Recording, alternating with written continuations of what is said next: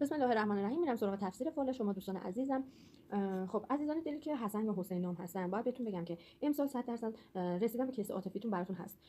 برخلاف میل شما یه خانومی قد بلند و بینی گوشتی داره، برخلاف میل شما تو ارتباطاتتون خیلی دخالت میکنه، یه حالتی که اصلا دوست نداره این وصلت سر بگیره، داره دخالت میکنه ولی هیچ کاری نمیتونه از پیش ببره. دو وعده زمانی دیگه برای عده‌ای از عزیزان توی جمع‌های دوستانه و خانوادگی شرکت میکنن و خاطرات خوب و شیرین گذشته رو با هم دیگه دوره میکنن.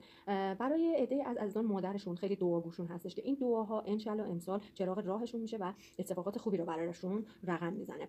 از عده‌ای که تو مرحله و برهه جدایی و کشمکش جدایی هستی، باید نظر کنی و طرف مقابل تمام تلاشش رو داره میکنه که همه چیز طبق میل و خواسته ایشون پیش بره. ولی شما یه حاجت روایی رو داری و این احتمال اینکه این جدایی اتفاق بیفته امسال برای شما خیلی زیاد هستش.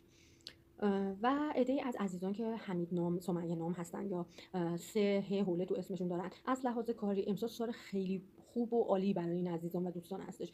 سال سراسر نعمت، خوشحالی و خوبی. عزیزانی که یک دلتنگی بزرگی داشتن، امسال یک راههایی براشون باز میشه، گشایش‌هایی میخوان داشته باشن. اگه توی خونه و خانواده یا قصد خرید خونه رو دارید، این راز رو پنهون نگه دارید و به هیچ کس نگین. این برای همه شما دوستان عزیز هستش. امسال سال خوبی ان برای همتون هستش. ببینیم که داخل فرندون براتون چی افتاده. بله، یک سفر احتمالاً بخواید برید که براتون خیلی خوب هستش.